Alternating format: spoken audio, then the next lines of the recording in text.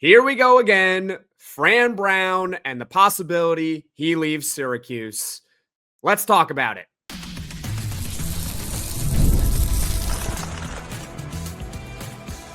You are Locked On Syracuse, your daily podcast on the Syracuse Orange.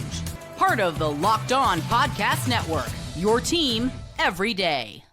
Hello, everyone, and welcome into Locked On Syracuse. I'm Jackson Holzer. Thank you for making us your first listen of every single day here on the Locked On Podcast Network, your team every day. Of course, we're always free and available wherever you get your podcasts. And on today's show, we are joined by Brian Smith, host of the Locked On Portal podcast and Locked On's very own recruiting expert, also the host of Locked On Florida State Seminoles. Maybe Fran Brown is going to be the next head coach over at Florida State, perhaps. I don't know. Maybe just putting it out there. It's possible if they decide to buy out Mike Norvell, which is going to cost apparently upwards of 8-9 figures, perhaps, to do so. But regardless, Brian, the reason why you are on the podcast today is because you mentioned something that I'm sure Syracuse fans are all really happy and excited to hear, which is, once again, the possibility of Fran Brown leaving.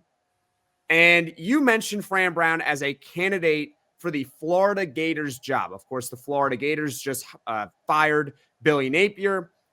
How do you think he compares to the other possible candidates for that position?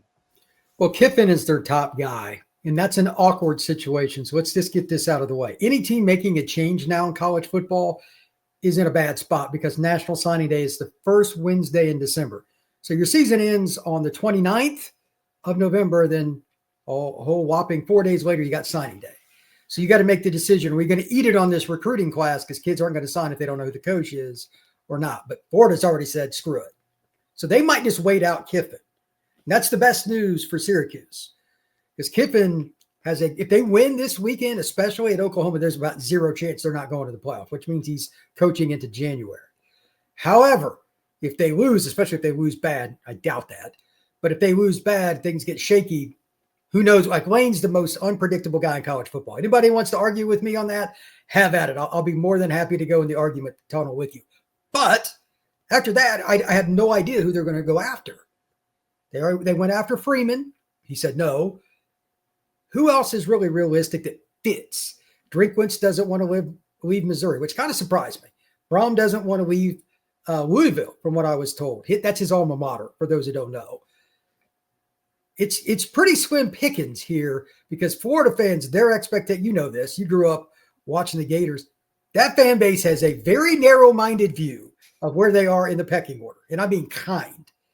So with that, if you're going to go to the next rung, it needs to at least be somebody that's a dominant recruiter that's an up-and-comer. I've met Fran, great dude, and he's a recruiter. He loves the passing game, which kind of fits the Spurrier mold, Urban Meyer and all that. The fans would like it. He's coached under Kirby. He would be in that group, in that second tier, that would be under consideration. Now, would I say that Florida fans want that? No. They expect them to get Lane no matter what because, again, it's Florida fans. But if they don't, who they get? I'll ask you. You're closer to the Florida program than I am. Who would they get if they don't get Lane?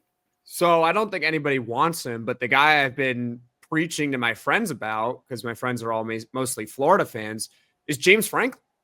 Well, why not him?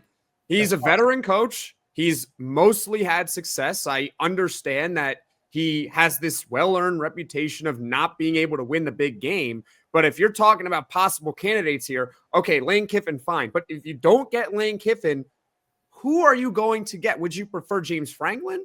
Or do you want to go with another we're not sure type of hire? Like, I love Fran Brown, don't get me wrong. And I do think he has Syracuse headed in the right direction. And he is a fantastic recruiter. I say all those things to say he's not as proven as James Franklin. And you're the University of Florida. You're constantly cycling through these coaches right now of getting guys who aren't really all that proven, who don't understand really what it takes to lead a big time program, which is what James Franklin just did over at Penn State. So I understand he doesn't really win the big game. He can't beat Ohio State. Spoiler alert, Brian, you know this. Not many teams in the country beat Ohio State. So what's the okay? You lost to UCLA and Northwestern, one bad year. I still believe in James Franklin as a good coach. But Brian, you also mentioned something off the air about Fran Brown. Is there another school or another couple of schools that you look at and say that we should maybe be worried about? He is a guy that's coached in the South and the Northeast. He's a little broader than most, and he's had success in recruiting at both places and actually coaching. Georgia, anytime you have Kirby Smart's name attached to you, your stock rises. Fair or not, this is a business where everybody knows everybody, and there's certain people that are just held at a different level. And Kirby has rings. And Kirby was the number one disciple of Nick Saban.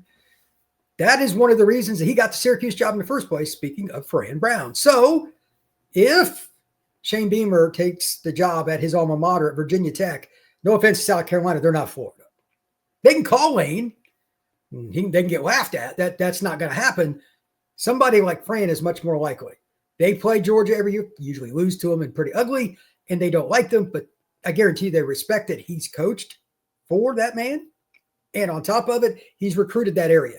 He recruited Georgia. He recruited South Carolina. He recruited Florida for the Bulldogs. I'm not saying it's a first choice, but I think actually South Carolina is as likely, if not more likely, than Florida. And there's a few other jobs. NC State is a very good chance it'll come open at the end of this year. Dave Doran might step down. Virginia Tech job's possible. I doubt that. I don't think he'll leave Syracuse for that. But any of those jobs in the South where it's easier for him to recruit, I could see. He would at least take the phone call. Yeah. And unless it's the Florida job, which I am not, just to be clear, I am no way, shape, or form a Gator fan at all. Never have been. It would be hard for him to turn that one down. And I get it. After that, I don't even know if he would take the South Carolina job because it's not a good job. The expectations compared to reality is millions of miles apart. Their fan base is delusional. But at the same time, the recruiting base and the money, you're in the middle of it. You're right next to the state of Georgia, you're right next to the state of North Carolina, two of the best in the country. South Carolina's small, but it's got good talent. And you're in the SEC, you'd get a pay raise, all those things. Could it happen? Absolutely. So maybe it's NC State, but maybe South Carolina. But if the Gators got involved, would you expect him to turn down Florida if they offered him the job? No. Yeah. I wouldn't either. And again, I don't think it'll get to that because, my guess is Jed Fish would be the bottom of where it goes because he's a Florida Gator alum and so's his wife. He's the head coach of Washington, for those who don't know. But, it's not going to take long to get down this list. Again, Drinkwitz isn't coming. Brom's not coming. Freeman's not coming. Maybe it's Matt Campbell or something like that. But there isn't a good fit for the level they want unless they get Lane. And again, I am not predicting anything Lane Kiffin is doing. Only thing I do with Lane is follow his Twitter because it's hilarious. So if Fran Brown ends up on the Gators list, officially you hear about it, if somebody like Matt Zenitz or somebody like that publishes something, don't be surprised. Guys that can recruit like him that have the pedigree underneath one Kirby Smart, they're going to be mentioned, at least privately, by the agents to everybody. It's a possibility. Mazda crafts cars for those who do more than simply move. You can make everyday drives feel like anything but, from smooth handling to intuitive controls. And with the all-wheel drive standard in every crossover SUV, you can drive with confidence through almost any season. And like our players, we sweat every detail because when you make every move count, impossible becomes irrelevant. Mazda, move and be moved. Peloton is shaping the future of fitness with the brand new Peloton Cross Training Tread Plus powered by Peloton IQ. It's their most advanced equipment yet, designed to give you real-time guidance and endless ways to move, whether you're running, lifting, or cross-training with your favorite instructors. This is training reimagined. Peloton is built for breakthroughs with tools that help you plan, stay motivated, and reach peak performance. And the personalized class recommendations keep you engaged. You get workouts tailored to your vibe and energy level each week. So let yourself run, lift, flex, and push forward. Explore the new Peloton Cross Training Tread Plus today at onepeloton.com. When the opening whistle blows on a new repair, get your crew moving forward with Supply House. Order today and see parts on your doorstep tomorrow. Over 280,000 plumbing, HVAC, and electrical items from the most trusted brands in the business. Their real-time inventory and honest lead times keep you from punting projects, while their industry-leading customer service always has your blind side covered. Their trade master perks like priority shipping and dedicated support make the whole process smoother. Join the free Trade Master program today and score serious perks like priority shipping, lower prices, and dedicated support line. Visit supplyhouse.com to sign up for free and use promo code SHCollege5 for 5% off your first order. That's supplyhouse.com. Real people, real service. I guess it's possible, but I don't really see Fran Brown going to Florida only because I don't think it's going to get to that point where Florida seriously offers him. I think they're going to go through, like you said, a bunch of different candidates that are maybe on a higher pedigree than Fran Brown is right now. And if they literally strike out on everyone, I think then we should maybe be a little bit worried. But my guess is they're not. Brian, you mentioned Ole Miss, obviously, with Lane Kiffin. What if Lane Kiffin does take the Florida job? What does Ole Miss do? Would they maybe consider a guy like Fran Brown? That's a possibility too. Any SEC job not named Bama, Georgia, Florida, ironically in this case, LSU could come open. It's possible. Had a conversation with somebody today, or Texas. Anybody outside of that, any of those jobs that open, it's possible. There could be movement. Kentucky could come open. Don't do it. Stay where you're at, friend. Don't take the Kentucky job. Don't do it. Don't do it. No, don't take the money. Don't do it. They got cash. Don't do it. Any of those kinds of jobs are possible because he's one of the few guys that can recruit above the water level that you're usually going to cut with. Let's say Kentucky. Would they win? Would they go to a few bowl games to win 7 or 8 games under him? Hell yeah. Yeah, with his recruiting. Yeah. But if the Kentucky fans ever were like, we want more, well, that's when he gets in trouble because Kentucky, I don't know if they can ever really be that program where they're competing for championships. Listen to what Jackson Holzer is saying, Mr. Fran Brown. Listen to what he's saying because it's true. I think it would be a stepping stone job until the Georgia job came open, until the Florida job came open again, or the LSU job. That's the only reason you take UK. Man, I'm not picking on Kentucky. That state is not very good with high school recruiting. You can't change that. So it would be hard. I think it would be interesting, though, him at Ole Miss because their offenses aren't that dissimilar. And they got receivers. Fran goes to Ole Miss, they'd win. I think he would at least be interested. And again, he's recruited down in that area because Georgia recruits every SEC state. So he's familiar with that state in some capacity. That's a possibility. So don't blame me, Syracuse fans. Blame Jackson for throwing that out there. Now Ole Miss is adding Fran Brown to their list in case. My fault. It's definitely Jackson Holzer's fault. And yes, I get it. Yeah, there it is. So when Fran Brown goes to Ole Miss, everybody remember who brought that up. If Fran Brown leaves Syracuse at the end of this season, which I don't think he will, like I want to go on record, I don't think he's going to leave. But if he does leave at the end of this season, I just want to say it actually is not my fault that I have nothing to do with this. Brian has nothing to do with it either as well. These are higher powers that may be. And hopefully Fran Brown is true to his word that he is going to stay at Syracuse for the long haul. Brian, because Syracuse is not a very good team, I think this is part of the reason why I don't think he's going to leave right now. Now, we know why. We understand Steve Angeli got hurt. I think everyone around the country understands that Steve Angeli got hurt. However, some fan bases look at maybe Syracuse's record right now and say, well, you guys stink, and they don't understand the context. So it's hard to sell fan bases sometimes on a poor record. But Brian, with that being said, how do you think this season in general, with how it's gone south for Syracuse, is impacting Fran Brown right now as a possible candidate for other jobs? It can't help because what you just said can apply to the most important person. The average guy that donates $100 a year, the university doesn't care about. The guy that donates $500,000 a year, they got to call him. You know what I mean? Those kinds of people and up. So you'd have to explain, hey, look, their quarterback got hurt. He was legit. He was leading the nation in passing. He's not playing. But when they have a quarterback, this offense works, which is true. He's done it 2 years in a row. It wasn't a fluke. So now you can try to sell that, but it's not a guarantee. People want proof of concept right now.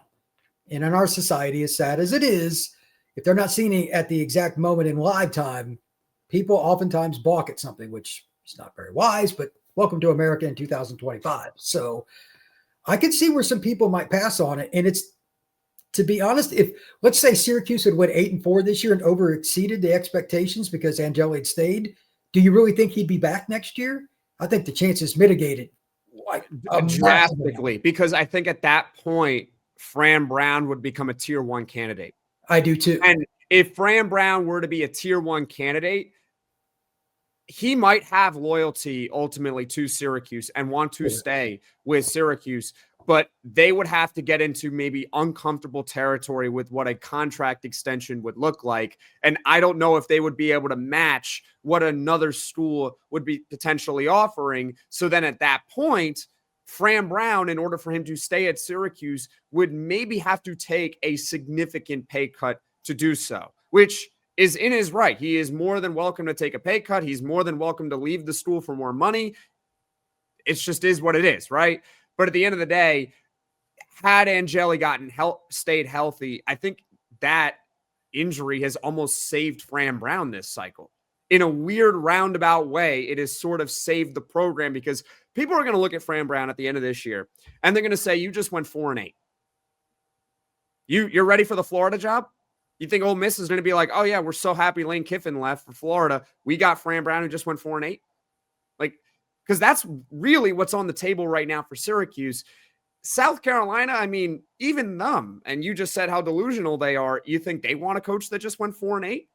Who are they going to get though? But who are they going to get? Yeah. And maybe you go out and get a coordinator or something like that. I don't know. Maybe you just say, you know what, Fran Brown, yes, he's a head coach, and yes, he had one good year, and it looked like he was going to have another good second year. But hey, how about the situation of the fact his quarterback went down, and when his quarterback went down, he couldn't win games? I mean, that could apply to almost any school where what happens if our quarterback goes down? Is it going to be the same thing here where if our quarterback goes down, the season's over? It's tough. I mean, well, most schools, to be honest, the answer to that is yes, almost anywhere. But see, Brian, most schools don't think that way. Well, no, let me rephrase that for you. Most schools, fans, coaches do. Coaches short. That's the problem. Like, what is fan short for, Jackson? Fanatic. What is fanatic? Okay. So I've always thought you were insane. So I'm glad you're admitting that. But the point is still the same. There's nothing you can do about that. Like, I'm just going to go ahead and say this. If Steve had stayed healthy, he would be the starting quarterback for Fran Brown next year as well. But he would have been the starting quarterback for him at Penn State, in my opinion. Oh, yeah, totally. I totally think that's where he would have ended up. Yep. I think Penn State, they would have done their due diligence, try to get like the Nick Saban out of retirement, call Marcus Freeman, do all that nonsense, get told no. And then he'd be like, okay, what about this guy at Syracuse who's had back-to-back really, really strong seasons? Exactly. We know he's an excellent recruiter. He's really good in the Northeast, and he can also get kids in the South. Like, this is not someone that is just, we're going to recruit the best guys in the state of New York, in the state of PA. We're also going to go down to the state of Florida, and we're going to take a 5-star receiver out of Miami's backyard. So I think, honestly, that's where he would have ended up if Angeli had stayed healthy, and he would have been the starting quarterback at Penn State next year. It would have been perfect. Would have been a match made in heaven. But you know what? He got hurt. Brian, is there anything else you'd like to add? The only thing I want to say is just remember, Syracuse fans, you hit the home run with Fran. Enjoy him while you can. Well, hopefully they can keep him for a very long time. Brian, where can people find you on social media? Absolutely. FB Scout _Florida. That's FB Scout _Florida. And of course, the Portal Podcast, wherever you get your pods and on YouTube. Awesome. Thank you so much, Brian. This is Locked On Syracuse. I'm Jackson Holzer. And coming up later on this evening, we'll have on Neil Adler from Inside the Loud House. No, we will not be talking about Fran Brown going elsewhere. We will be talking about Syracuse basketball and analyzing their starting lineup because the season is fast approaching. So everyone, thank you all so much for watching. Thank you all so much for listening. If you like this podcast, be sure to hit that like button. If you really enjoy the podcast, be sure to hit subscribe. Tell all your friends about Locked On Syracuse and the Locked On Portal Podcast. And I'll see you all again soon.